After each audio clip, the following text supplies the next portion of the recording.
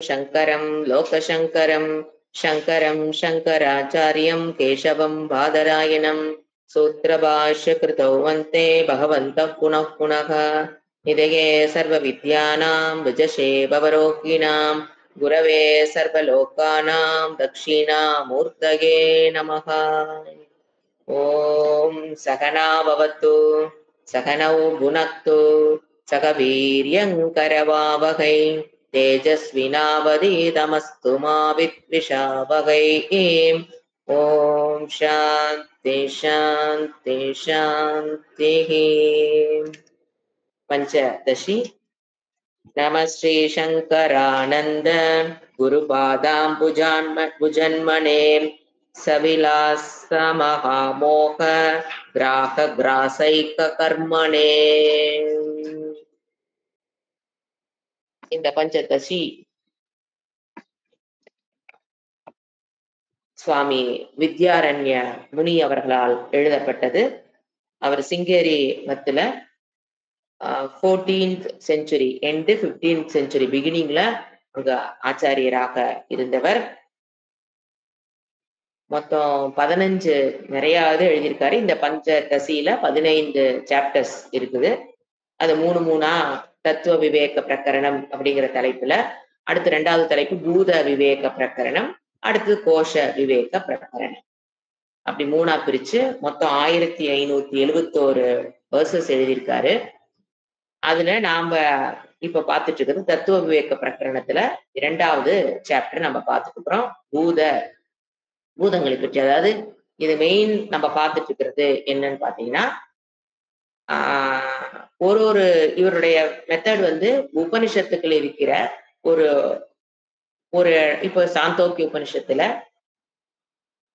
இதம் அக்ரே ஆசீத், சோமிய அவரு அந்த இடத்துல தன்னுடைய மகனுக்கு ஸ்வேதகேதுக்கு அவர் கொடுத்த ஒரு உபதேசம்.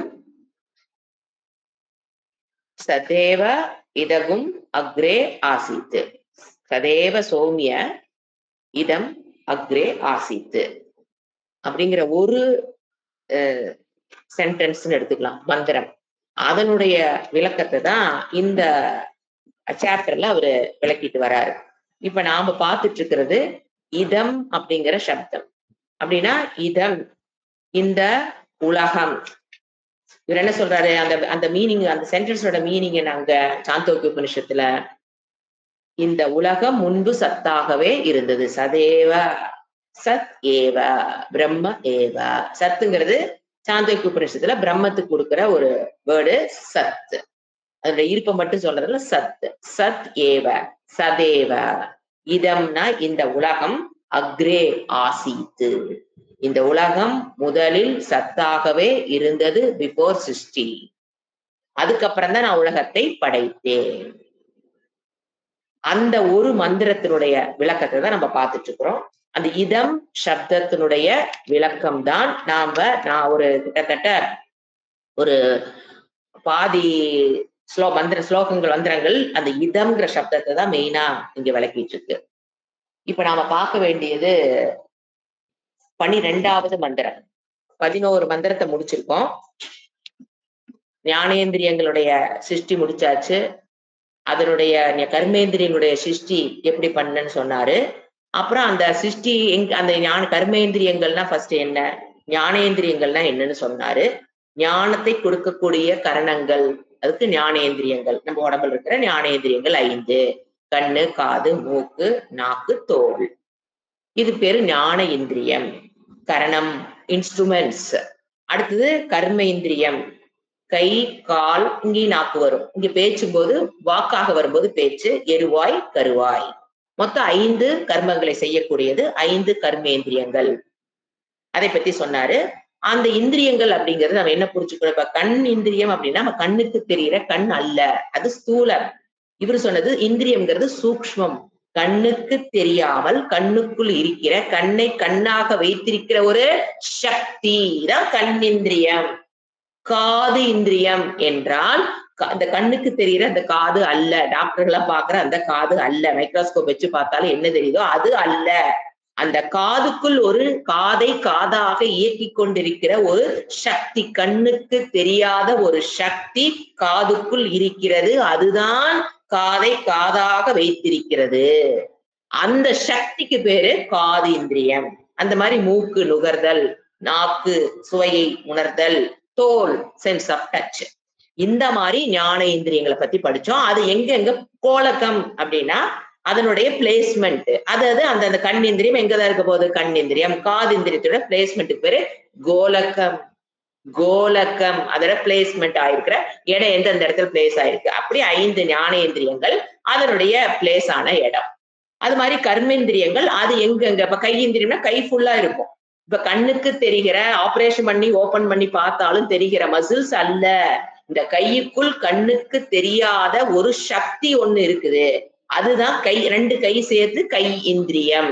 அது அதோட சக்தி இழக்கும் போது அந்த கை வேலை செய்யல அப்படிங்கும் போது கை பார்க்கறதுக்கெல்லாம் நல்லா இருக்கும். ஆனா கை தூக்க முடியல, பிரச்சனை வருது அப்படின்னா அந்த இந்திரியம் அங்கு செயலிழந்து விட்டது, தன்னுடைய சக்தி அங்கிருந்து வெளியேறிடுச்சுன்னு அர்த்தம். அதுதான் கை இந்திரியம். அதே மாதிரி கால் இந்திரியம். அது மாதிரி நாக்குங்கிறது பேசுவதற்கு உண்டான சக்தி நாக்குல வெளிப்படும் போது அது நாக்கு 2க்கு இருக்கும். டேஸ்ட உணர்ற சக்தி இந்திரியம் அங்க இருக்கு. நாக்குல 2 இந்திரியம் இருக்கிறது. ஒண்ணு நம்ம டேஸ்ட உணரும் போது அது ஞானேந்திரியமாக செயல்படுகிறது. பேசுவதற்கு உதவும் போது அது வாக்கிந்திரியமாக அது செயல்பட்டு கொண்டிருக்கிறது. இதை நல்லா தெளிவா புரிஞ்சுக்கணும். 5 ஞானேந்திரியம். அடுத்தது எருவாய், கருவாய்ங்கிறது. எருவாய் என்பது ஆல் மெட்டபாலிக் வேஸ்ட் வெளியில போற இடமெல்லாம் எந்த சக்தி எந்த ஆர்கன்ஸ் இருக்குதோ அது எருவாய். கருவாய் என்பது அடுத்த ஜெனரேஷனை உற்பத்தி பண்ணுகிற ஏரியா கருவாய். இந்த மாதிரி 5 ஞானேந்திரியம் 5 கர்மேந்திரியங்களை சொல்லிட்டாரு. அது எங்கெங்க பிளேஸ் ஆயிருக்கு கோலக்கம் அப்படிங்கிறதையும் சொன்னார். அடுத்தது அதற்குண்டான விஷயங்கள் என்ன நமக்கு தெரியும். இப்ப இந்திரியங்கள் எனக்குள்ள இருக்குது, அதற்குண்டான விஷயங்கள் உலகத்துல இருக்கு, வெளியில இருக்குது. இப்ப கண்ணுக்கு உண்டான விஷயம் என்னது? ரூபம். காதுக்குண்டான விஷயம் சப்தம். அது அந்த ஏரியால மட்டும்தான் வேலை செய்யும். அது உலகத்தில். அதுக்கு பேரு விஷயம், இந்திரிய விஷயம். இந்திரியம்னா என்னன்னு தெரியணும், கோலக்கம்னா என்னன்னு தெரியணும், அதனுடைய விஷயம் என்னன்னு தெரியும். இப்ப கண்ணுடைய விஷயம் ரூபம், காதுடைய விஷயம் சப்தம். அப்படி அது அந்த விஷயங்களும் சொல்லி முடிச்சிட்டாரு இது வரைக்கும். அதுக்கு இது வரைக்கும் ஒரு 4-5 கிளாஸ் தான் போயிருக்கு. மறந்து போயிருந்தீங்க அப்படின்னா, இல்ல புதுசா இன்னைக்கு வகுப்புக்கு வந்திருக்கிறவங்க அந்த 4 கிளாஸ் உட்காந்து அப்பப்ப கேட்டீங்கன்னா ஈஸியா புரிஞ்சிடும். ரொம்ப ஈஸி கான்செப்ட் தான், கஷ்டம் எல்லாம் கிடையாது. இது ரொம்ப நாள் கேப் ஆனதுனால கொஞ்சம் நான் ரிவைண்ட் பண்ணி கொடுக்குறேன். அடுத்தது அந்த அதே மாதிரி காலினுடைய கையினுடைய வேலை என்ன? ஒரு பொருளை பிடித்தல். காலினுடைய வேலை என்ன? நடந்து செல்லுதல். இந்த மாதிரி அது எல்லாத்தையும் சொல்லி முடிச்சிட்டார். இப்ப நம்ம வந்திருக்கிறது மனம். ஏன்னா சூக்ஷ்ம சரீரத்துடைய அங்கங்கள்ல 5 ஞானேந்திரியம் 5 கர்மேந்திரியம். அடுத்தது மனம். மனம் என்பது இங்க எப்படி புரிஞ்சுக்கணும்? அதுக்குள்ள இருக்கிற 4 கம்பார்ட்மெண்டோட புரிஞ்சுக்கணும். மனம், புத்தி, சித்தம், அகங்காரம். மனம், புத்தி, சித்தம், அகங்காரம். இந்த 4 சேர்ந்ததுக்கு பேரு தமிழ்ல மனம்னு சொல்லுவோம், சமஸ்கிருதத்துல அதுக்கு பேரு அந்தக்கரணம். ஏன் அந்தனா அதெல்லாம் உடம்புக்குள்ள, இதெல்லாம் வெளியில இருக்கிற விஷயங்களை கொண்டு வந்து கொடுக்கறதுனால, வெளி விஷயமாக இது செயல்படுறதுனால இதுக்கு என்ன பேரு? பகிர்கரண. இப்ப கண்ணு, காது, மூக்கு, கை, காலல் என்னது? பகிர்கரணம். நமக்கு வெளியில இருந்த விஷயங்களை எடுத்துட்டு வந்து வேலை செஞ்சு கொடுக்குது. அதனால அதுக்கு பேர் பகிர்கரணம். மனதுக்கு மட்டும் என்ன பேரு? மனம் என்றால் அந்தக்கரணம். அந்தக்கரணம்ங்கிறது நமக்குள்ள இருக்கிற மனம். 4 விஷயங்கள் சேர்ந்ததுக்கு பேரு அந்தக்கரணம். எது? மனம், புத்தி, சித்தம், அகங்காரம். வாட் இஸ் மனம்? சஞ்சல ஆத்மிகா மனம். இதுவா அதுவான்னு ஒரு தாட், 4மே தாட் ஃபார்ம் தான். மனம் என்றாலே தாட் ஃபார்ம் தான். இது அந்த தாட் ஃபார்ம் 4ஆ பிரிக்கிறாங்க. இதுவா அதுவா, செஞ்சனா, வீட்டை பூட்டினா பூட்டலையா, மோட்டர் போட்டனா ஆஃப் பண்ணா, இப்படி ஒரு தாட் ஃபார்ம் வரும்போது அதுக்கு பேரு மனம் செயல்பட்டு கொண்டிருக்கிறது. அதை உறுதியாக, இல்ல நான் பூட்டிட்டேன், இல்ல நான் உறுதியாக ஒரு தாட் ஃபார்ம் வரும்போது அந்த தாட்டுக்கு பேரு புத்தி. அடுத்து சித்தம். சித்தம் என்பது ஸ்டோர் ஹவுஸ். நம்ம பார்த்தது எல்லாத்தையும் என்ன பண்ணி வச்சுட்டு இருக்குது? Store house. தேவையில்லாத விஷயத்தை டெலீட் பண்ணிடும். அந்த தாட் ஃபார்முக்கு பேரு சித்தம். அகங்காரம் என்பது நான் இந்த சரீரம் அப்படிங்கிற எண்ணத்துல வரும்போது அது அகங்காரம். இந்த 4 சேர்ந்ததுக்கு பேருதான் அந்தக்கரணம். தமிழ்ல அதுக்கு பேரு அந்தக்கரணம் தான். ஏன்னா மனம் சொல்லும்போது தமிழ் சில இடத்துல மனம்ங்கிறது அந்த கரணத்துக்குள்ள இருக்கிற ஒரு மனதையும் சொல்லலாம். இந்த 4 சேர்ந்ததுக்கு பேரு தமிழ்ல மனம் தான் பேரு. ஆனா சமஸ்கிருதத்துல அந்த கரணத்துல இருக்கிற 4 அங்கங்கள் தான் மனம், சித்தம், மனம், புத்தி, சித்தம், அகங்காரம். சோ அந்த கரணம் ஒரு வேர்டு அது காதுல கேட்டோம்னா இந்த 4ஐயும் சேர்த்து புரிந்து கொள்ளணும். இப்ப அதை பற்றிய விளக்கத்தை அவரு வித்யாரண்ய முனி கொடுக்கிறாரு. படிக்க வேண்டிய 12வது 11வது மந்திரம் வரைக்கும் நம்ம இது வரைக்கும் இதை பார்த்தது. இப்ப 12வது மந்திரம். மனோதசேந்திரியாத்யக்ஷம் கிருத் பத்மே கோலகே ஸ்திதம் தச்சாந்த கரணம் பாக்யேஷு பாக்யேஷ்வ ஸ்வாதந்திரிய பாக்யேஷ்வ ஸ்வாதந்திரிய அப்படி பிரிக்கணும். பாக்யேஷ்வ ஸ்வாதந்திரியாத்வி நேந்திரியக மனோ தசேந்திரிய அத்தியக்ஷம்.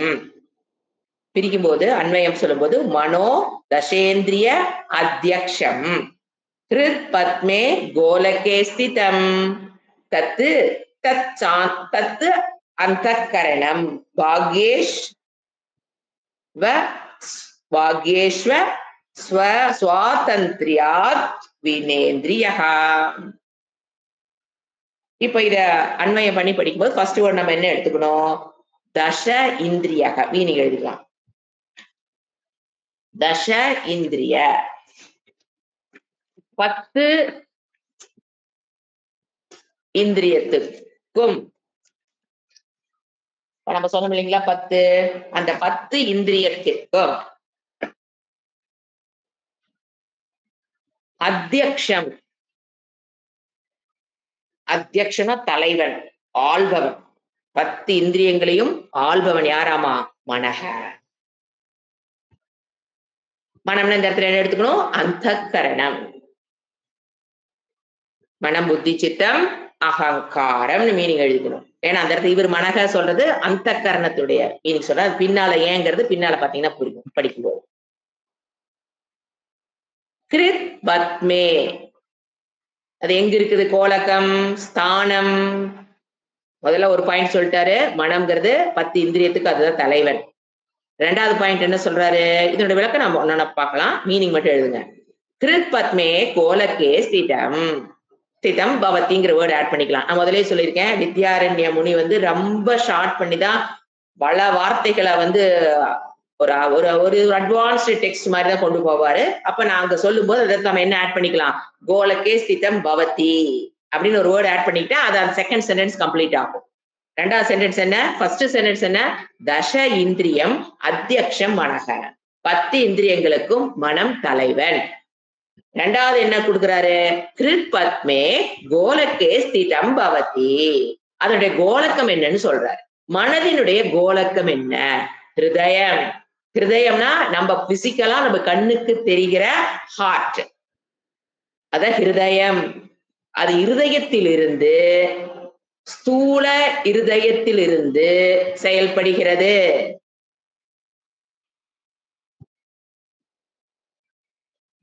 ஸ்தானம் அத சொல்றாரு. இது 2வது பாயிண்ட். அடுத்து 3வது தத்துச்ச பாக்யேஷு இந்திரியைஹி வினா. இது ஃபர்ஸ்ட் வேர்ட் எடுத்துக்க வேண்டியது. தத்துனா இந்த அந்தக்கரணம், மனம். இந்திரியைஹி வினா அந்த வேர்ட் ஃபர்ஸ்ட் எடுத்துக்கணும். தத்துச்ச இந்த மனம், இந்திரியைஹி வினா இந்த மனம் இந்திரியங்கள் இல்லாமல். கரெக்டா படிக்கணும். பாகியேந்திரியைஹி வினான்னு படிக்கக்கூடாது. பாகியேஷு இருக்கு பாருங்க, அதை ஒன்னா சேர்த்து படிக்க கூடாது. இந்திரியைஹி வினா அதை அடுத்து எடுத்துக்கணும். இந்திரியங்கள் இல்லாமல். வினானா இல்லாமல். மனதை பத்தின அடுத்த கருத்தை சொல்ற, சாஸ்திரம் சொல்ற கருத்தை இவர் சொல்றார். இந்திரியங்கள் இல்லாமல், இந்த 10 இந்திரியங்கள் இல்லாமல், ஞானேந்திரியங்கள் இல்லாமல். பாக்யேஷு வெளி விஷயங்களில் மனம் செல்ல முடியுமா? செல்ல முடியாது. அதுதான் சொல்றாரு. வீணா பாக்யேஷு வெளி விஷயங்களில் இந்திரிய விஷயங்களில் வெளி இந்திரிய வெளி வெளி வெளி விஷயங்களில், ஏன்னா விஷயம் எங்க இருக்குது, வெளியில் இருக்குது. இந்த இந்திரியங்கள் இல்லாமல் இந்த ஹிருதயத்தில் கோலகமாக கொண்ட இந்த மனம் இந்த இந்திரியங்கள் இல்லாமல் எங்க போக முடியாது, வெளி விஷயங்களுக்கு போக முடியாது. அதான் சொல்றார் பாக்யேஷு, வெளி விஷயங்களில். ஏசுனா இந்த இடத்த விஷயேஷுன்னு போட்டுக்கணும். பாக்யேஷு விஷயேஷுங்கிற வேர்ட் ஆட் பண்ணிக்கணும் நாம. அதான் அட்வான்ஸ்டு டெக்ஸ்ட்னு பேரு. பாக்யேஷு விஷயேஷு, வெளி விஷயங்களில் செல்ல முடியாது. அஸ்வாதந்திரியம், அஸ்வதந்திரியம், சுதந்திரம் இல்லாத காரணத்தினால், இந்திரியங்கள் இல்லாமல் இதனால் சுதந்திரமாக வெளியில போக முடியாத காரணத்தினால சுதந்திரம் அற்ற நிலையில் மனம் இருக்கிறது. அத விளக்குறாரு.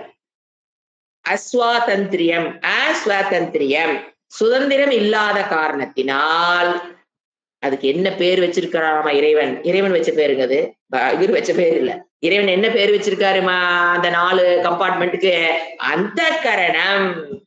என்ன வேர்டு ஆட் பண்ணிக்கலாம்? இதி உச்சியதே. யாரு? பை பகவான். இதி உச்சியதே, அதுக்கு பேரு அந்தக்கரணம்னு பேர் வந்திருக்கு என்று சொல்லப்படுகிறது. இறைவனால் அந்த பேர் வைக்கப்பட்டிருக்கிறது. உச்சியதே சொல்லப்படுகிறது என்று அழைக்கப்படுகிறது. என்ன அதுக்கு பேரு? அந்தக்கரணம்னு பேரு.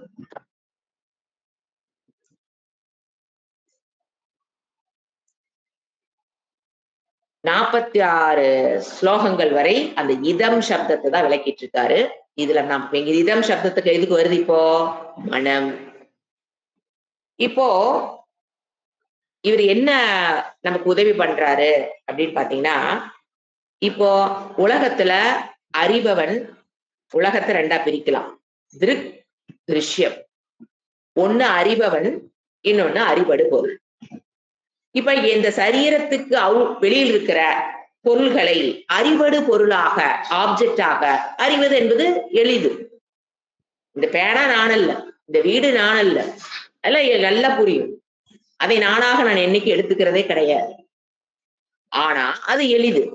ஆனா எது கஷ்டம்னு பாத்தீங்கன்னா, இந்த உடம்பு முழுவதும் நான் என்று நான் கொண்டு வாழ்ந்து கொண்டிருப்பதால் இந்த இந்திரியங்கள் நான் அல்ல, இந்த மனம் நான் அல்ல அப்படின்னு புரிந்து கொள்வது கடினம். ரொம்ப ரொம்ப கஷ்டம். நாம அதை எப்படி பார்த்துட்டு இருக்கிறோம்? இதையெல்லாம் அறிவடு பொருளா பாக்குறோம். ஆனா என்னுடைய இந்திரியங்களை என்னவா பாக்குறேன்? நானாக பார்க்கிறேன். ஆனா உண்மையில் இந்திரியங்கள் என்னால் அறியப்படுகிறதா இல்லையா? என் கண்ணு வேலை செய்யுதா இல்லையான்னு எனக்கு தெரியுதா இல்லையா? அப்ப அது அறிவடு பொருள் தானே. ஆனா நம்ம என்ன அறியாமையின் காரணமாக, அகங்காரத்தின் காரணமாக என்ன எடுத்துக்கிறோம்? அந்த கண்ணை நானாக பல சமயம் எடுத்துக்கொள்கிறோம். இந்த கை, கால், இந்திரியங்கள் எல்லாத்தையும் என்ன பண்ணிக்கிறோம்? நானாக என்னவா எனக்கு நம்ம பார்க்க தெரியுது இல்ல, இந்த உடலை அறிவடு பொருளாக என்னால் அறியப்படுவது இல்லை. ஆனா உண்மையில் என் உடம்பு என்னால் அறியப்பட்டு கொண்டுதான் இருக்கிறது. என் கண்ணு வேலை செய்தாலும் தெரியும், என் காது வேலை செய்தாலும் தெரியும், உடம்புக்குள்ள எங்க வலிக்குதுன்னு தெரியும். எல்லாமே எனக்கு இந்த உடலை பற்றி அறிவு இருக்கிறது. இந்த உடலை நான் யாரு? அறிபவனாக இருக்கிறேன். அதனால இந்த உடல் என்னது? அறிவடு பொருள், ஆப்ஜெக்ட். ஆனா அது அவர் ஈஸியாக சப்ஜெக்ட் புத்திக்குள்ள எட்டினாலும் மனதனால என்ன பண்ண முடியறது இல்ல, அதை கிரகித்துக் கொண்டு அது நிற்க முடிவதில்லை. அதற்காகத்தான் அவர் என்ன சொல்றாரு? மனம் என்பது அறிவடு பொருளாக பார்ப்பதற்காக அவர் என்ன யூஸ் பண்ணிட்டு இருக்கிறாரு? இந்த டெக்னிக்க சொல்லிட்டு இந்த ஸ்லோகத்தினுடைய அவர் சொல்றதுக்கு காரணம், மனதை அறிவடு பொருளாக, மனம் is not subject, it is object. என் மனதில் என்ன நடந்து கொண்டிருக்கிறது, என்ன தாட் வருது, என்ன சுகமா இருக்கிறனா, சோகமா மனம் எப்படி, எந்த நிலையில் மனம் இருக்கிறது என்பதை என்னால் அறியப்பட முடிவதால் அது கண்டிப்பா ஆப்ஜெக்ட். ஆப்ஜெக்ட்னாவே என்னதான்? ஜடம். எந்த ஒரு பொருள் ஆப்ஜெக்டா இருந்தாலும் அது என்னதான்? ஜடம். அந்த கருத்தை நிலைநாட்டுவதற்காகத்தான் இந்த ஸ்லோகத்தை ஒன்றாரு. இப்ப அந்த மனம் என்பது இங்க இவர் என்ன சொல்றாரு? 2 கருத்தை சொல்றாரு. ஃபர்ஸ்ட் எல்லாத்துக்கும் அது தலைவன், 5 இந்திரியங்களுக்கும் அது தலைவன்.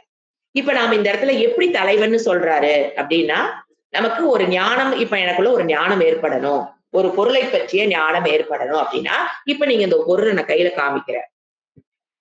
ஒரு பேனா அப்படிங்கிற ஞானம் உங்களுக்குள்ள ஏற்பட்டுருச்சு. அந்த ஞானம் எப்படி ஏற்படுகிறது அப்படின்னு இறைவன் சொல்றார். இங்க பல இடத்துல சொன்ன விஷயத்தை இங்க நாம அதை ரீகலெக்ட் பண்ணிக்கணும். இப்போ இந்த பொருளை நான் பார்க்கிறேன் அப்படிங்கும் போது இந்த கண் வழியாக காது வழியாக இந்த பொருளை நான் என்ன பொருள்னு அறிய முடியாது. அப்ப நான் என்ன பண்றேன், ஆட்டோமேட்டிக்கா கண்ணை யூஸ் பண்றேன். இப்ப கண்ணை நான் இங்க செலுத்திட்டுனா போதும், மத்த வேலையில தானா நடக்குது, நாம எதுவும் பண்றது இல்லை. கண்ணை அந்த இடத்துக்கு செலுத்தணும், எங்க பொருள் இருக்கோ அங்க அப்படி பார்க்கணும். பார்க்கும்போது மனம் என்பது அதனுடைய பிளேஸ்மெண்ட் வந்து ஹார்ட்னு சொன்னாலும் அது அந்த இடத்தில் மட்டும் ஒடுங்கி இருப்பது அல்ல, உடல் முழுவதும் வியாபித்திருக்கக்கூடியது மனம்.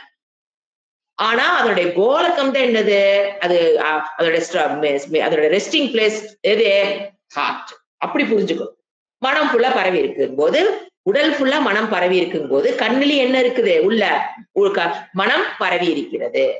இப்ப இந்த பொருளை பார்க்கும்போது இந்த கண் இந்திரியத்தின் வழியாக மனம் வெளியில் extends up to this object.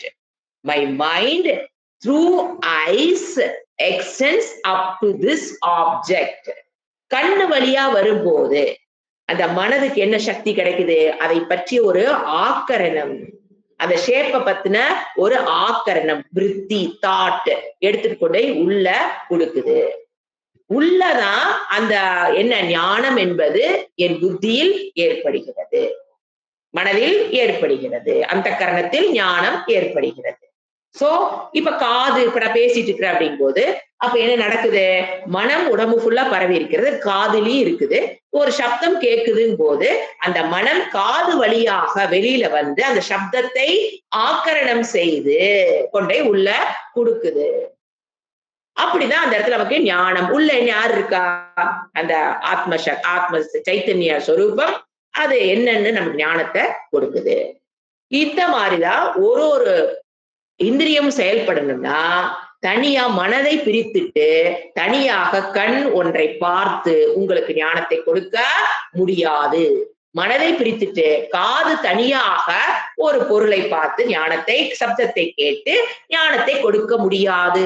இது இன்னும் சயின்டிஸ்டுகளுக்கு இது இன்னும் புரியல. அவங்க பாவ தடுமாறிட்டு இருக்கிறாங்க. சாஸ்திரம் நீட்டா சொல்லிருச்சு, மனதோடு சேர்ந்துதான் இந்திரியம் என்ன பண்ணும். அப்ப என்ன பேரு வேற, அதுக்காக ஆட்டோமேட்டிக் என்னது, அத்தியக்ஷம். மனம் இல்லாமல் எந்த இந்திரியமும் செயல்படாத நிலை, செயல்பட முடியாத நிலையில் மனம் என்னது, தலைவன். இது ஒரு ஸ்டாண்ட் பாயிண்ட். இன்னொரு ஸ்டாண்ட் பாயிண்ட், இந்திரியங்கள் இல்லாமல் எடுத்துருங்க, மனம் தனியாக ஒரு ஞானத்தை பெற முடியாது. இந்திரியங்கள் இல்லாமல் ஒருத்தருக்கு பிறக்கும் போது கண்ணே இல்லை, மனம் தனியா கண்ணு, அந்த கண்ணே இல்லைங்க போது அந்த மனம் என்ன பண்ண முடியாது, வெளியில தனியா போய் ஞானத்தை பெற்று அவனுக்கு கண்ணு பொருள்களை பற்றிய கலர்களை, வர்ணம், ரூபம் ரெண்டை பற்றிய ஞானத்தை மனதினால் தனியாக கொடுக்கவும் முடியாது.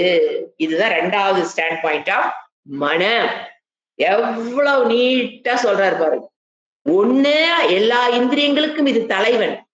இன்னொரு இடத்துல பார்க்கும்போது அந்த இந்திரியங்கள் இல்லாமல், இந்திரியேகி வினா, செகண்ட் ஸ்லைட்ல, இந்திரியேகி வினா சுதந்திரமாக மனம், நான் போய் பொருளை பார்த்துட்டு வரேன், கண்ணே நீ தூங்குற, கொஞ்ச நேரம் தூங்கு, மனம் நான் போய் வெளியில போய் பார்த்துட்டு வரேன்னு வெளியில அது போகா, கண்ணை தவிர்த்து தாண்டி போய் விஷயத்தை எடுத்துட்டு வர முடியாது, சுதந்திரம் இல்லாதது. அதனாலதான் இவர் என்ன சொல்றாரு, இறைவன் என்ன பேர் வச்சிருக்கிறாராமா, அந்த கரணம்னு பேர் வச்சிருக்காரு. ஏன் அந்த கரணம் பேர் வந்தது, தானா வெளியில போக முடியாது, அப்ப சுதந்திரம் அற்ற நிலை. அப்ப ரெண்டு என்ன பண்ணும், காம்ப்ளிமெண்டரி டு ஈச் அதர். இந்திரியமும் மனமும், இந்திரியங்கள் இருந்தாதான் மனமும் ரெண்டு சேர்ந்து இருந்தாதான் நமக்கு என்ன, ஒரு பொருளை பற்றிய ஞானம் ஏற்படுகிறது. ஆனா சயின்ஸ்ல ஒரு 50% தான் கண்டுபிடிச்சிருக்கிறாங்க, இன்னொரு 50% கண்டுபிடிச்சுக்கிட்டு உட்கார்ந்து இருக்காங்க. அவங்க என்ன சொல்றாங்க, கண்ணை மட்டும்தான் அவங்க பார்ப்பாங்க, அவங்களுக்கு they don't know anything about mind. ரெண்டு காம்ப்ளிமெண்ட் ஆகித்தான் நமக்கு ஞானம் வருதுங்கிறது வேதாந்த படிக்கிறவங்களுக்கு மட்டும்தான் புரியும். இதுதான் உண்மையும் கூட. சயின்டிஸ்ட்னால இன்னும் அதை ரீச் பண்ண முடியலை. அதாவது அவங்களுடைய handicapness, because they don't accept the சித், சக்தியெல்லாம் அவங்க ஏத்துக்கிறது இல்லை. அதனால அவங்களால அது தாண்டி வர முடிவது இல்லை. இதத்தான் இந்த ஸ்லோகத்துல சொல்றோம். ஒண்ணு 2 ஸ்டாண்ட் பாயிண்ட். ஒண்ணு அத்தியக்ஷம், இன்னொன்னு சுதந்திரம் அற்றது. இந்த 2 கருத்துக்களையும் பாகியேந்திரியம் இல்லாமல் அது வெளியில போக முடியாது. அப்ப புதியதா இப்ப நீங்க முதல்லயே பார்த்த விஷயத்த கண் இல்லாம மனம் மட்டும் என்ன பண்ணிட்டு இருக்கோம், ஆசை போட்டுட்டு இருக்கோம். நீங்க கண்ணை மூடி உட்கார்ந்து ஒரு விஷயத்த நீங்க ஒரு பார்த்த பொருளை நீங்க அது உள்ள மெமரியில் இருக்கும்போது அது மனம் சிந்திச்சு செயல்படும். புதிதாக ஒரு ஞானம் ஏற்பட வேண்டும் என்றால் 2 காம்ப்ளிமெண்ட் ஆனாதான் நமக்கு அந்த ஞானம் ஏற்படும். ஆனா மனம் மட்டும் எப்படி தனியா செயல்படும்? ஆல்ரெடி உள்ள இருக்கிற பதிவுகள், சித்தத்தில் இருக்கிற விஷயத்தை மனம் என்ன பண்ணும்? உட்கார்ந்து பகல் கனவு காண்றோமா இல்லையா? கண்ணெல்லாம் தேவையில்லை. நம்ம முன்னா நேத்து யாரா பார்த்திருப்போம், அவங்ககிட்ட பேசியிருப்போம், அப்படியே உட்காந்து அப்படியே ஆசை போடுறோம் இல்லையா? அதுக்கு என்ன தேவையில்லை? இந்திரியங்கள் அவசியம் இல்லை. அப்ப என்ன வேற ஆட் பண்ணிக்கணும்? புதிதாக ஒரு ஞானம் ஏற்பட வேண்டும் என்றால் மனம் கண், மனம் காது, ஏதோ ஒரு ஞானேந்திரியம் அது 2 காம்ப்ளிமெண்ட் ஆச்சுன்னா தான் நமக்கு புதிதாக ஒரு ஞானம் ஏற்படும். நீங்க வகுப்புல உட்கார்ந்துருக்கீங்க, கண் காது நல்லா ஓபன் பண்ணி உட்கார்ந்துருக்கீங்க. அது நீங்க ஓபன் பண்ணாலும் இறைவனே ஓபன் பண்ணி வச்சுட்டாரு. ஏன்னா குரு அங்க நடத்திட்டு இருப்பாரு. ஏன்னா கண்ணுனா வேணா மூடிக்கலாம், காதை நீங்க நினைச்சா மூட முடியாது. ஏன் மூட முடியாத அளவுக்கு இறைவன் படைச்சிருக்காரு. இப்ப கேட்டுட்டு இருக்கீங்க. மனம் வேறொரு விஷயத்த திங்க் பண்ணுது. புதிதாக ஞானம் ஏற்படுதான்னு பாருங்க. மனம் வேறொரு விஷயத்த சிந்திச்சுட்டு இருக்குதுன்னு வச்சுக்கோங்க. நாம எந்திரிச்சோமே, அதை பண்ணமா இதை பண்ணமா, ஏதோ ஒரு கிளாஸை விட்டுட்டு மனம் எங்க வேணா போகுது. உலகத்துல எந்த மூலைக்கு வேணாலும் போயிருச்சுன்னு வச்சுக்குங்க. வகுப்புல என்னதான் கத்துனாலும், நீங்க என்னதான் காது இந்திரியம் உங்களுக்குள்ள கொண்டாந்து ஞானத்தை கொண்டாந்து சேர்த்தினாலும், மனம் உள்ள கொண்டாந்து ஞானத்தை கொடுத்தாலும் அங்க மனதுல ஞானம் ஏற்படாது. மனம் வெளியில் சென்று விட்டால் தனித்து இந்திரியங்களால் என்ன பண்ண முடியாது? ஞானத்தை கொடுக்க முடியாது. 2 காம்ப்ளிமெண்ட் ஆகும். இத ஸ்கூல் கோயிங் ஸ்டூடெண்ட்ஸுக்கு இதை நீங்க சொல்லி கொடுக்கும் போதுதான் லாஜிக்கா அவங்க புரிஞ்சுப்பாங்க.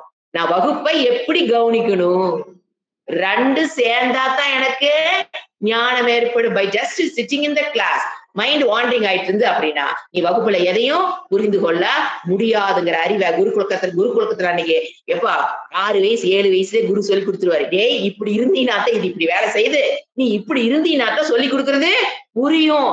அப்படிங்கும் போது அவனை பனிஷ் பண்ண வேண்டியவோ தண்டனை கொடுக்க வேண்டிய வேலை அவன் ஐயோ நன்ன பண்ணிக்குவான், அலர்ட்டா உட்காந்துக்குவான். இந்த குருகுல கல்வி இல்லாததுனாலதான் இப்ப எது மட்டும்தான் அவங்க போயிட்டே இருக்காங்க. மனம்ங்கிறது காம்ப்ளிமெண்டா எந்த டீச்சருக்கு புரியுது? மனம் காம்ப்ளிமெண்ட் ஆனாதான் ஞானம் ஏற்படுங்கிற அறிவு எந்த டீச்சருக்கு இல்லையும் போது அவங்க ஸ்டூடெண்ட்ஸ்க்கு அதை சொல்லித்தர முடியல. அதான் அந்த குழந்தை கஷ்டப்படுது. நான் வகுப்புலதான் நான் வந்திருந்தேன், ஏன் வெளியில போயிருச்சா, மனம் உள்ள இருக்குதா அப்படிங்கறத அவங்களுக்கு குழந்தைகளுக்கு புரியறது இல்ல.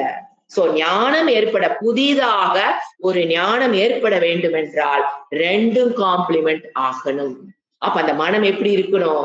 ஏகாக்கிரத சித்தமா. அப்ப அதுக்கப்புறம் தான் மனதை பற்றி அப்ப அந்த மனதை இங்க காம்ப்ளிமெண்ட் ஆக பண்ணணும்னா மனதை டியூன் பண்ணி வச்சிருக்கணும். எப்படி? மன அமைதி, ஏகாக்கிரத சித்தம் இதெல்லாம் இருந்தா தான் காம்ப்ளிமெண்ட் ஆகும். இல்லைன்னா மனம் இந்திரியத்தோடு ஒத்துழைக்காது. புதிதா கிளாஸ்ல என்ன சொல்லி கொடுத்தாலும் நல்ல தூக்கம் தான் வரும். பிகாஸ் ஆஃப் 2 காம்ப்ளிமெண்ட் ஆகலை. அடுத்தது 13வது மந்திர ஸ்லோகம். அக்ஷேஸ்வர் வர்த்தார் பிதேஷ்வேத்ரத் குண தோஷ விசாரகம். அக்ஷேஸ்வ அதாவது அக்ஷேஷு அர்ப்பித்த அப்படி வரணும். அடுத்தது தத்துவம் ரஜஸ்தமஸ்சாஸ்ய குணா விக்ரியதே இதைகி. பிரிச்சு சொல்றேன். அக்ஷேஷு அர்த்தார்பிதேஷு 2 வேர்டு பிரிச்சாதான் மீனிங் கண்டுபிடிக்க முடியும். அக்ஷேஷு அடுத்த வேர்டு அர்த்தார்பிதேஷு அர்த்தார்பிதேஷு ஏதத்து குணதோஷ விகாரம். First line. இப்ப மீனிங் எழுதிட்டு விளக்கம் பார்க்கலாம். மீனிங் அக்ஷேஷு ப்ளூரல் இந்திரியங்களுடன், ஞான இந்திரியங்கள் கூட சேர்த்துக்கலாம். ஒரு ஞானம் எப்ப ஏற்படுதான் நம்ம படிக்கிறோம். அப்ப நம்ம கர்மேந்திரியத்தை விட்டுறலாம். ஞான இந்திரியங்களுடன் ஆக்சுவலா அக்ஷேஷுனாங்க இந்திரியங்கள் அர்த்தம். சப்தமிங் போது இந்திரியங்களுடன் நாம என்ன வேர்டு ஆட் பண்ணிக்கிறோம்? ஞான அக்ஷேஷு, ஞான இந்திரியங்களுடன்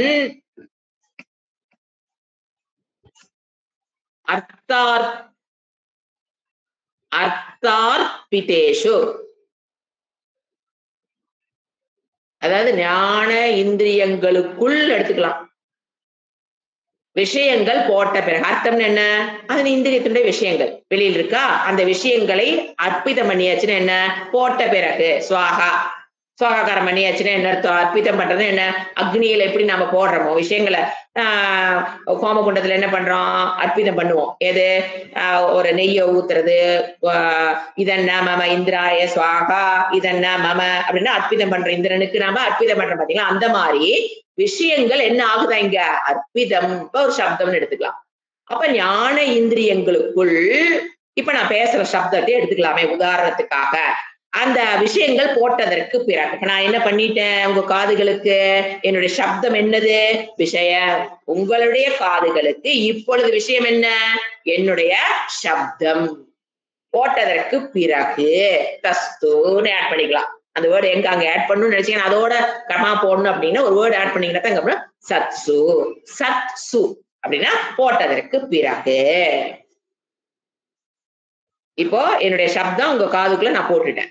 போட்டதற்கு பிறகு ஏத்தத்து, ஏத்தத்து புரோனம், ஏத்தத்து என்ன? மனம்.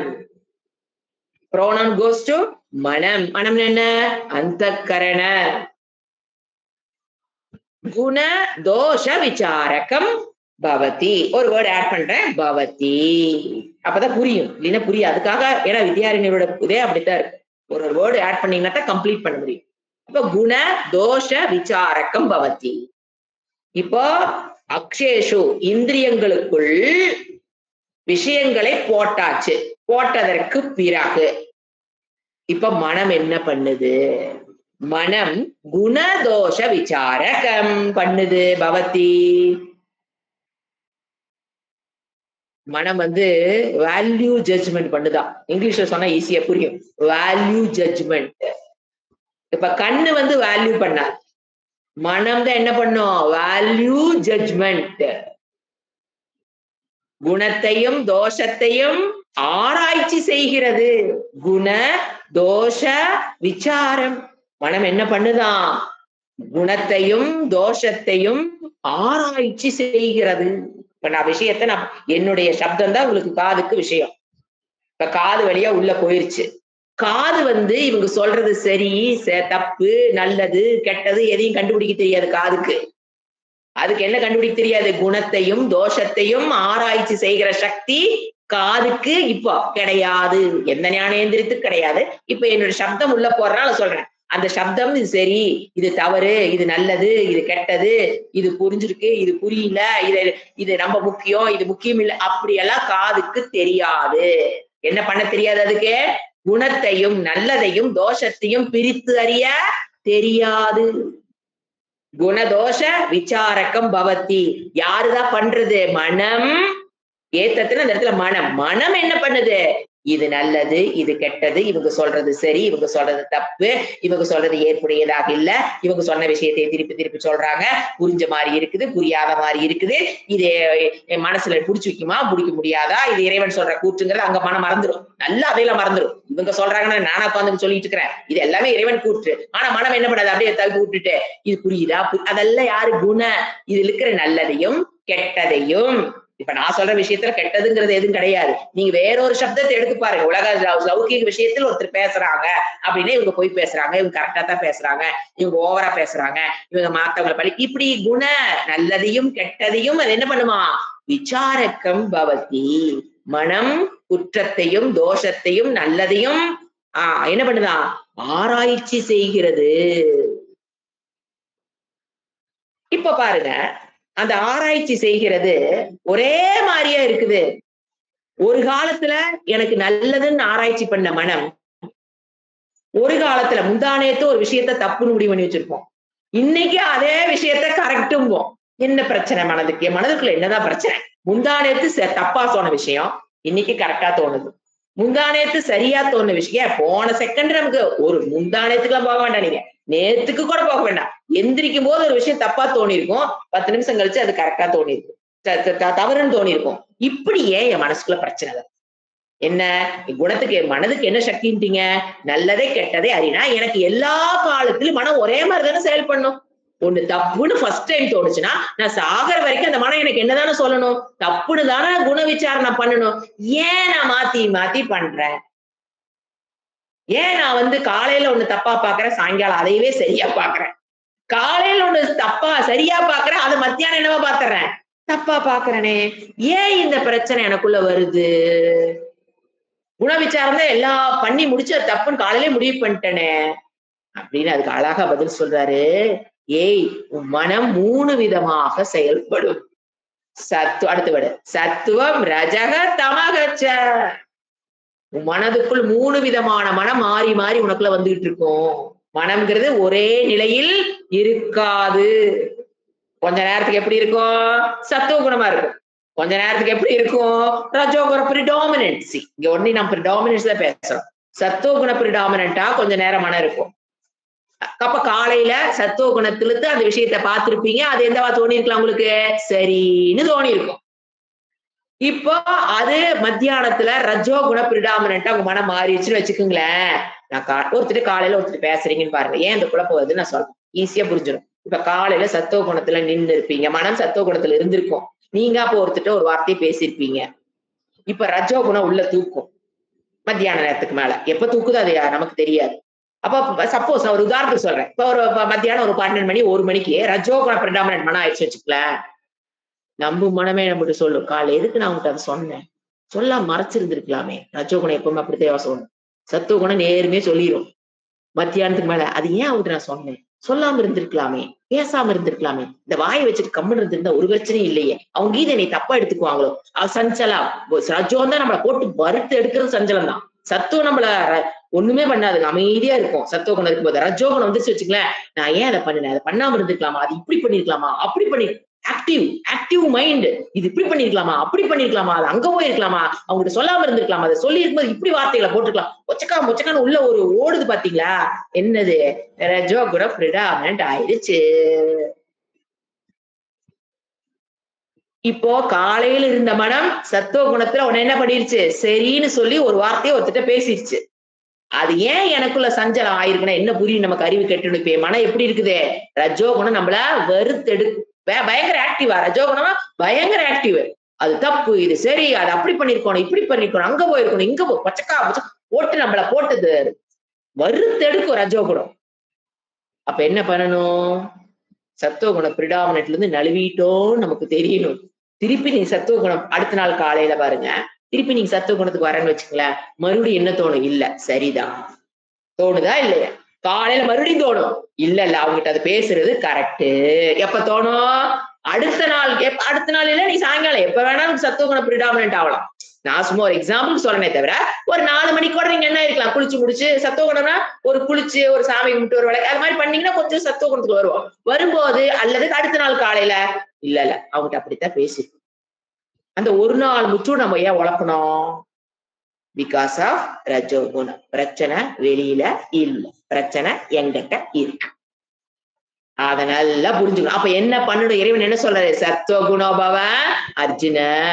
என்ன அர்ஜுனா, நீ எப்பவுமே எதுல இருந்து பழகு? சத்துவ குணத்துல 24 hours இருக்க முடியாதுங்க, தூங்க முடியாது. சோ மேக்சிமம் டைம் லைஃப்ல சத்துவ குணத்திலேயே இருந்து பழகணும். முயற்சி செஞ்சுதான் பழகணும். அதுக்கு ரூட்டு போட்டு கொடுக்குறாரு இறைவன். நீ சத்துவ குணத்துல இருக்கிறதுக்கு என்னென்ன பண்ணணும், என்னென்ன சாப்பிடணும், எப்படி இருக்கணும், லைஃப் ஸ்டைல் நீ எப்படி வச்சிருந்தீங்கன்னா சத்துவ குணத்துல இருக்கலாம்.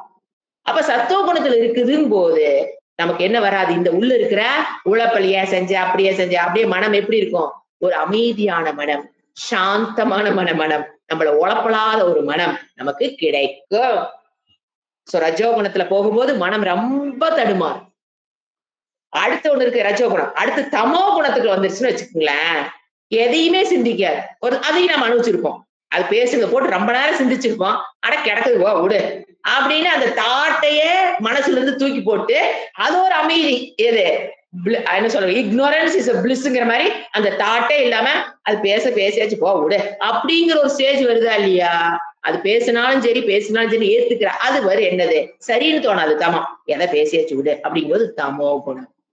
சரின்னு சொன்னது சத்துவகுணம், சரியில்லைன்னு சொன்னது ரஜோகுணம். திருப்பி இது கண்டுக்காம விடுறது என்னது தமோ குணம் வந்துட்டு அதை எதையுமே நம்ம கண்டுக்க மாட்டோம். கொஞ்ச நேரம் நம்ம அப்படி இருப்போம். திருப்பி காலையில என்ன பண்ணுவோம், பேசுறது கரெக்ட். இந்த மாதிரி என் மனதுக்குள் வருகிற போராட்டத்திற்கு காரணம் சத்துவ ரஜோ தமோ குணம்தான். குணாப்ளே. ஏன்னா ஒரு தாட்டும் டிசைடட் பை மை குணான்னு தெரியும். நான் அவங்களை நல்லவங்க நினைச்சேன்னா இட்ஸ் பிகாஸ் ஆஃப் மை குணா. அவங்களை கெட்டவங்க நினைக்கிறேன்னா தட் பிகாஸ் ஆஃப் மை குணா. சோ நீங்க அந்த தாட் பாருங்க. அதனாலதான் சத்துவ குணம் பவ அர்ஜுன் ஏன் சொன்னார்னா, உங்களுடைய தாட் எப்படி இப்ப டிசைட் ஆயிடுச்சு பாத்தீங்களா? ஒரு விஷயத்தை பத்தி பேசுறதா வேணா ஒரு தாட். அந்த தாட் தான் ஒரு பொருளை பற்றிய, ஒரு ஆளை பத்திய, உலகத்தை பற்றி ஏதோ வச்சுக்கங்களேன். அந்த தாட் தான் டிசைட்ஸ் யுவர் ஆக்ஷன். அந்த ஆக்ஷன் தான் டிசைட்ஸ் யுவர் ஸ்பீச். அந்த ஆக்ஷன் ஸ்பீச் தான் டிசைட்ஸ் யுவர் கேரக்டர்.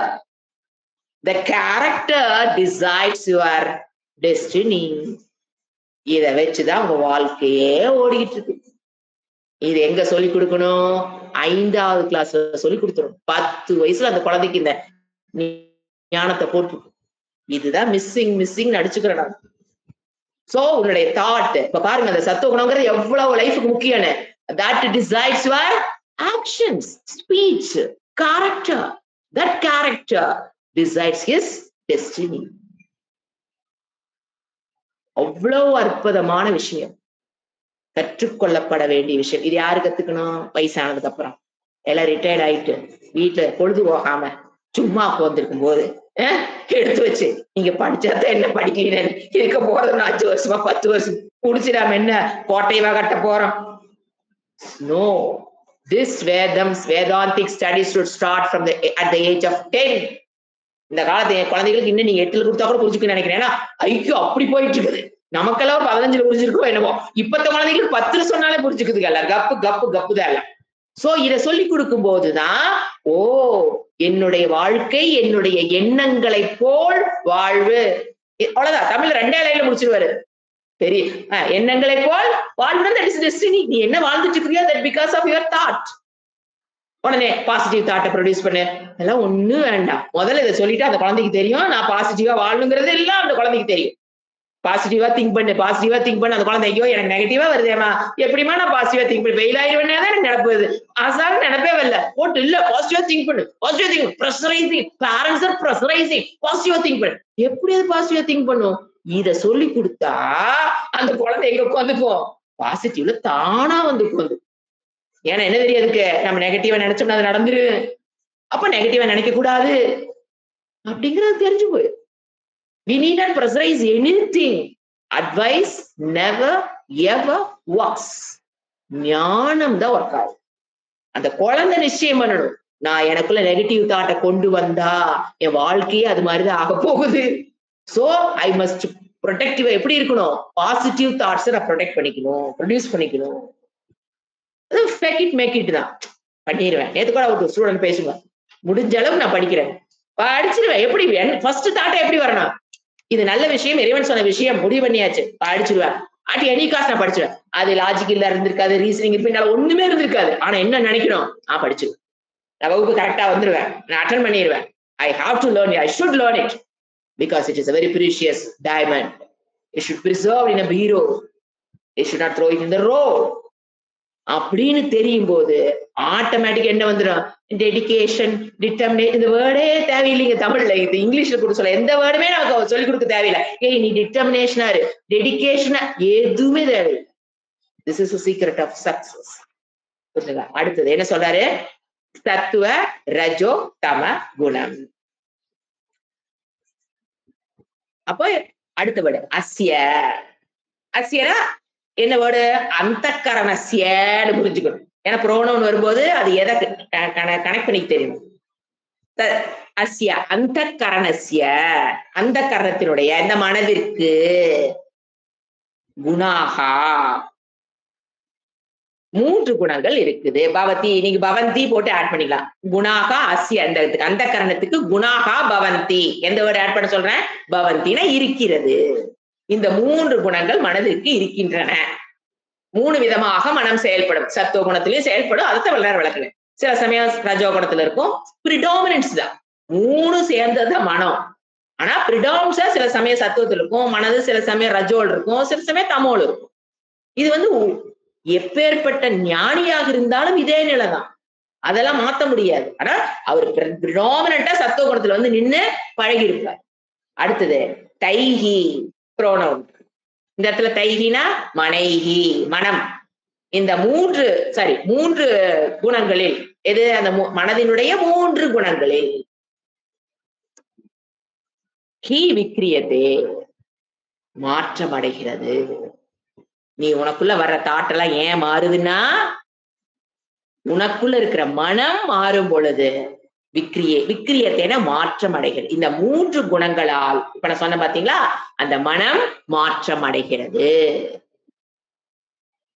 ஒரு குணத்திலிருந்து உன்னை செஞ்சிருப்போம், இன்னொரு குணம் அது தப்புங்கும், திருப்பி தமோ குணத்துக்கு போவோம். இந்த மாதிரி உள்ளுக்குள்ள ஒரு இதை நாம வந்து என்ன நினைச்சுக்கிறேன்னா போராட்டம் நினைச்சு சொல்லி கொடுக்குறாங்க. தப்பு அது.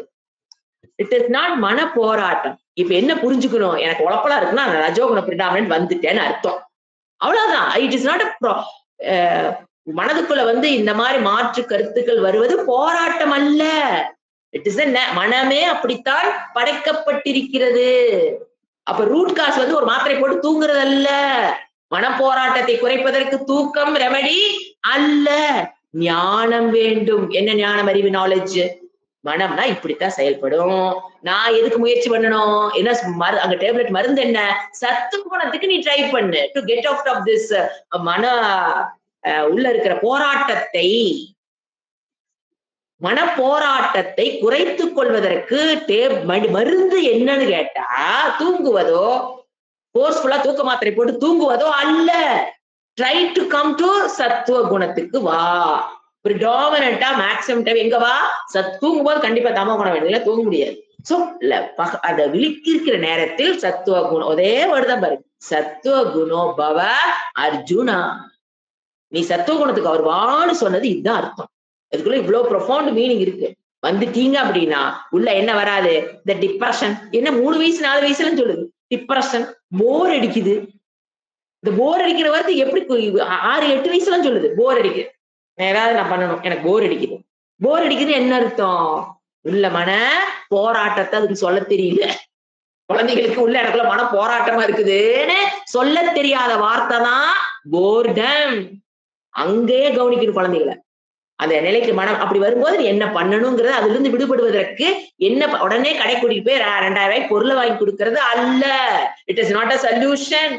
அந்த குழந்தைக்கு புரிய வைக்கணும் ஏன் அந்த மனப்போராட்டம். அப்ப அந்த குழந்தை என்ன பண்ணும்? சத்துவ குணத்து வரணும்னு முடிவு பண்ணிடும்.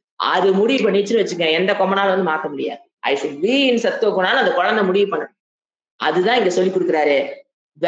பாப்பா 2 கருத்து சொன்னாரு. ஒண்ணு, கண்ணோ காதோ வேல்யூ ஜட்ஜ்மெண்ட் போட முடியாது. மனம்தான் கண் கொடுக்கிற விஷயத்துக்கு என்ன பண்ணுது? இது நல்லது, இது கெட்டது, இது எனக்கு பிடிக்குது, எனக்கு இது பிடிக்கல அப்படின்னு ஜட்ஜ்மெண்ட் போடுறதாரு மனம். அதனால நீ பாக்குற கண்ணுல எந்த பிரச்சனையும் இல்ல. மனது எப்படி செயல்படுது? 3 விதமா செயல்படும். அதுல நீ சத்துவ குணத்துல பிரிடாமினண்டா வச்சுக்கிட்டீங்கன்னா you can have a very happy life without any மனப்போராட்டம், மனசஞ்சலம், டிப்ரெஷன், பிரஷர், டென்ஷன். இந்த வார்த்தை வாயிலிருந்து வரவே வராது. in spite of any situation around me. I cannot go and change the situation. I cannot go and change anybody. ஒரு ஆளை கூட நம்மளால மாற்ற முடியாது. அது பெற்ற பசங்களை கூட நம்மளால என்ன பண்ண முடியாது? மாற்ற முடியவே முடியாது. நாம என்ன பண்றது? இது தெரியாதனால செவுத்துல போய் முட்டிக்கிட்டு ரத்தத்தை ஒழுக்கிட்டு இருக்கிறோம். அவனை மாத்தணும், இவனை யாரையும் மாத்த வேண்டிய அவசியம் இல்லை. In spite of any situation, I can have a happy life. How to handle my mind. இப்ப என்ன படிச்சுட்டு இருக்கிறோம்? Pure psychology. பட் இந்த சைக்காலஜி எந்த காலேஜ்லயும் கோர்ஸ் கிடையவே கிடையாது. அவங்க இதுதான் this is pure. You are now in you are doing PhD in psychology. It is not LKG UKG. It is PhD in psychology. இவ்வளவு அழகான சைக்காலஜி விஷயத்தை தெரியாதனாலதான் என்ன டிகிரி படிச்சுட்டு இருக்கிறாங்க காலேஜ்ல போய் உட்காந்து பிஏ சைக்காலஜி எம்ஏ சைக்காலஜி நீட் சாஸ்திர படிப்பு உள்ள இருக்கும்போது there is no need of psychology department. This is a best psychology. இத பண்ணிக்கிட்டோம் அப்படின்னம்னா we can have a happy life in spite of any situation. யார் என்ன வேணா இருக்கட்டும், அது நம்ம we need not go and fight with that people. Okay, அடுத்த ஸ்லோகம் படிக்கலாம், மீனிங் எடுத்துக்கலாம். 14வது ஸ்லோகம். வைராகியம் சாந்தி ஔதாரியம் பிரிக்கும்போது வைராகியம் சாந்தி ஔதாரியம் இத்யா சத்வ சம்பவாக பிரிச்சு சொல்றேன். காம குரோதௌ லோப யத்னௌ வித்யாத்யா ரஜ சோத்திதாக. இப்ப பிரிச்சுக்கணும். இப்ப சத்துவ குணத்தை விளக்குறார். அப்படின்னா சத்துவ குணம்னா என்னங்க? ஒரு ஆசை வருதா? You have a happy life, you have a சத்துவ குணம். அப்ப என்ன சொல்றாரு? வைராகியம் சாந்தி ஔதாரியம் இத்யாத்யாக. First line. வைராகியம் சத்துவ குணம் உனக்குள்ள வரணும்னா என்னென்ன குணம் வேணும்? வைராகியம் சாந்தி ஔதாரியம். தமிழ்ல வைராகியம்னா வைராகியம் எழுதுங்க, அப்புறம் மறுபடியும் விளக்கிக்கலாம் நெக்ஸ்ட் கிளாஸ்ல. வைராகியம் சாந்தி அமைதி, ஔதாரியம் ஔதாரியம்னா ஷேரிங், இத்யாத்யாக இவையெல்லாம். வைராகியம் சாந்தி, வைராகியம் தான், சாந்தி ஒரு குணமா எடுத்து நம்ம அடுத்த கிளாஸ் விளக்க போறோம். மீனிங் மட்டும் தான் நான் கொடுக்குறேன். வைராகியம் சாந்தி ஔதாரியம்னா ஷேரிங், நாட் செல்ஃபிஷ், பரந்த மனம் அப்படி எடுத்துக்கலாம் தமிழ்ல. ஔதாரியம்னா பரந்த மனம். இவைகள் இத்யாத்யாக இவைகள் சத்வ சம்பவாக பவந்தி. ஆட் பண்ணிக்கிறோம். இதெல்லாம் என்னது? சத்துவ குணத்தினுடைய வெளிப்பாடுகள். ஏன்னா சத்துவ குணம்ங்கிறது காரண நிலை. அது மனதுல வந்து சத்துவ குணம் இருக்கா நம்மளால கண்டுபிடிக்க முடியாது. காரண நிலை. நம்ம எதைத்தான் பார்க்க முடியும்?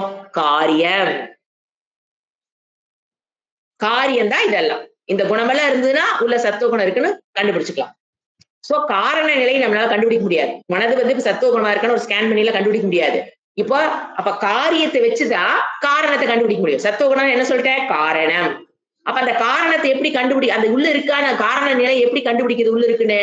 அந்த காரியம் என்னென்ன, அவங்க என்னென்ன குணத்தோட இருப்பாங்க? வைராகியத்தோடவும் சாந்தியோடவும் ஔதாரியத்தோட இருந்தாங்கன்னா மனம் எப்படி இருக்குதுன்னு அர்த்தம்? உள்ள சத்துவ குண பிரிடாமினன்ட்டா அழகா வாழ்றாங்கன்னு அர்த்தம். அடுத்தது காம குரோதோ லோபோ, அதேதான். காமக ஆசை, குரோதம் கோபம், லோபம்னா என்ன? பேராசை. எத்தனைனா 100% அந்த இங்கிலீஷ் சொல்லுங்க, ஒர்க்கஹாலிக். என்ன ஒர்க்கஹாலிக்?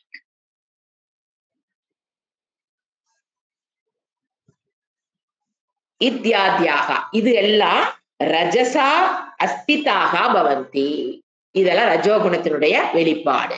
மனம் ரஜோகுணம் இருக்கான்னு நேர்ல பார்க்க முடியாது, ஸ்கேன் பண்ணி பார்க்க முடியாது. அது ரஜோகுணம் காரணம். அதனுடைய காரியங்கள் என்னென்ன? காமம், ஆசை, கோபம், குரோதம், லோபம்னா பேராசை, யத்னோ ஆல்வேஸ் ஒரு ஒர்க்கஹாலிக் மூடு. இதெல்லாம் இருந்ததுன்னா இத்யாத்யாக, இதெல்லாம் இருந்ததுன்னா ரஜசாஸ்திதாக, மனம் ரஜோகுணத்துல செயல்பட்டு கொண்டிருக்குன்னு அர்த்தம். இப்ப மனம் சத்துவ குணத்துல செயல்படுதாங்கிறத எப்படி கண்டுபிடிக்கலாம்? வைராகியம் சாந்தி ஔதாரிங்கிற குணம் வெளிப்படும் போது மனம் சத்துவத்துல இருக்கு. காமம், குரோதம், லோபம், ஒர்க்கஹாலிக்கா மனம் இருக்குது அப்படின்னா ரஜோகுணத்துல இருக்குன்னு கண்டுபிடிக்கலாம். இதெல்லாம் என்னது? காரியத்தை வச்சுதான் காரணத்தை கண்டுபிடிக்க முடியும். ஓம் சாந்தி சாந்தி சாந்தி. ஹரி ஓம் ஸ்ரீ குருப்யோ நமஹ. ஹரி ஓம்.